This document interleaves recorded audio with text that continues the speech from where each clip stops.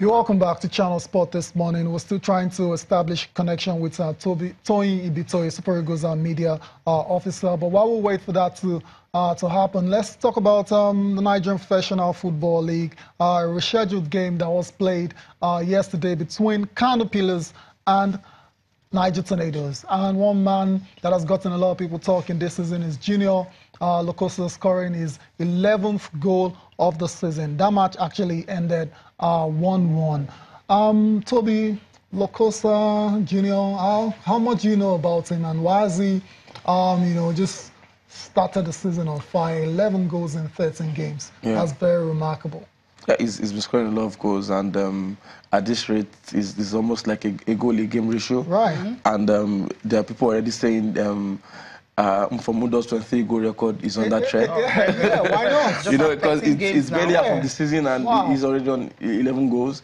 So if you double that, that's 22 goals already, and Mourinho's record is 23, league goals. And I think he's a fantastic goal scorer, Junior Lokosa for Kano Pillars. But my worry is, are they a one-man team? You know, can they play without him, or do they only take when he plays? So I think if they can answer those questions, I think he might defend their season, really, because they're not doing so well yet. No. They are second on the log, at the moment, but 2 points away from first place Lobby Stars, but they've played 3 games more than Aqua United, who are on third, just 2 points behind them as well. So it's not like it's a decent season for them yet, because of the continental assignments Aqua United have been on. So they've played less games, 3 games less, to be precise. So if they just win a game, Aqua United, they'll be catching Kano Pillars. And Kano Pillars that we've known, coached by Ibrahim Musa, they need to be doing much better. I need them to actually win that game. I agree, because they're playing at home as well. I didn't really see much competition coming in from that game, but it seems well. But it's also a good result for Niger Tornadoes going to Kano to get a point. Yeah, a team 10th place and just a few points above the relegation zone as well. Going to Kano to get a point, it's massive in the Nigerian league. Just like the Governor Wike said a few days ago, you don't travel away and get something easily in the Nigerian Football League. But Nigerian Tornadoes have done that, and since Nasarawa have defeated Kano Pillars at home a few years ago, breaking that extremely long streak, I think they've become very shaky and vulnerable at home, and people have said, hey, we can go there and just get something. And that's what Niger Tornadoes have done. As you mentioned, Niger Tornadoes 17 points from 13 matches, so it's really very poor for them. So going to Kano Pillars and picking up, I think that would just be a boost for the season. See how they can actually climb up, because that position, it's not too good at all. Yeah, but it's not sitting there in the relegation zone or anything. Oh, really? Like that. Yeah, 17 points, 13 games, so just 2 points above those guys that are down. Yeah, above Atlant. I mean, and if you check some of these teams, some of them tight. Okay. And if you check some of these teams, you have Rivers United, for instance, have a game in hand. They have a MFM, of course, got 2 at hand, another Goran got 2 also. So these teams are down. They have games at hand, but they don't. So I think that's where the worry is. But getting that point away at Kano Pillars, I think that's a huge boost for them. Yeah, I mean, it's not such a dire situation for them. No, it's not. Niger Tornadoes, when the season started, I imagine they weren't aiming too high, perhaps just to stay in the league, and they're on track. Yeah. So when you keep dreaming every season, and it can happen. And the beauty of the Nigerian Professional Football League is that it's not over until it's over. I remember a few seasons ago, MFM only survived in the league because they won the last game at home against Ifaroba. And the following season, they almost won the league. So it's not over until it's over. You just need to win your home games, and before you know it, you're up the table again. MFM are currently 10th, and they're currently 9th on the log. You might be worried for them, but with their 2 games at hand, if they win, they'll be second. 13th. MFM actually 13th. They are 13th, so they've been pushed down. Yeah, but if they win their 2 games, that's 6 points. They'll be second on the log. That's just the beauty of the league. We just win your home games, and before you know it, you're up there. Okay. But at least get some points away from home. Sometimes it helps. Yeah, it because does. some teams have been doing it now.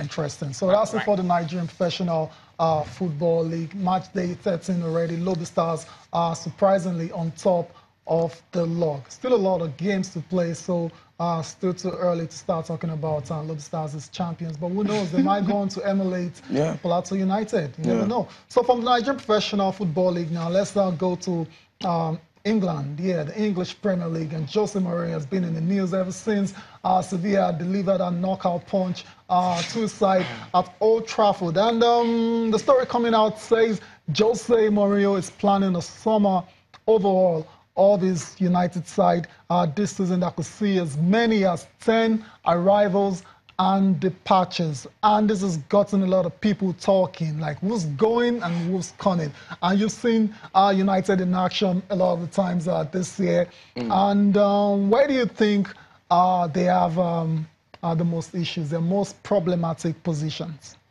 Is it that guy standing in our face right now? Pogba, is that a problem? The central midfield, is it just hasn't happened for Pogba, I think, and everything at United hasn't allowed it to happen for him. Yeah. Or it hasn't happened for him. Both. Okay. It's a bit of both. Okay. Because we know what he's capable of doing. Yeah. We know what he has done. We know what he does for France. But it's not just happening for him at United. It could be the pressure. You know, like Mourinho said in his last presser, that the shirt is extremely heavy. Very. You know, and some players... 12 minutes rant. You know, and some players are wearing it well, some are not. So, you know, we all know the pressure that comes with playing for Manchester United at Old Trafford, at City of Dreams. You know, it's a massive, massive football club. Lots of history. So it's a general problem for United. It's not in one position, to be honest with you. And I think it's been blown out of proportion as well. Because even before these issues started, before they got knocked out, you could tell some players next season will not be there. Ibrahimovic is one, Carrick is another one, Fellaini is another one. Okay. Maybe Ashley Young, maybe Luke Shaw. Ashley just got a new deal, so Ashley's staying. Yeah, he's staying. But at some point, it didn't look like it was going to be at United for a long time. But he's been a very trusted... But suddenly, he's waking up from the dead and he's playing very, very well. But you can tell that some names will not be there for too long. You know, but suddenly when these issues came up, this getting knocked out of the Champions League and, you know, struggling to win the league, you know, then the issues start coming up, the Rashford issue, then the Danny Blind, then, you know, a lot of names have been mentioned about not being good enough or not being responsible enough. Luke Shaw especially, I think Mourinho just doesn't like him and he just doesn't see any good in him. You don't blame him because sometimes it happens, especially when you don't sign a player yourself. You find it hard to relate to that player, and that's the issue Mourinho is having with Luke Shaw. I think it's irreparable, to be honest. I don't think, for me personally, I don't think that's the issue. You remember when Jose Mourinho was in charge of Chelsea, he actually wanted to sign Luke Shaw. Right, Luke Shaw ignored United and decided to go on and sign for Manchester United. Ignored Chelsea, I beg your pardon. Went on to sign for Manchester United. So I don't think that's the issue. Is it because he's putting a lot of weight? I mean,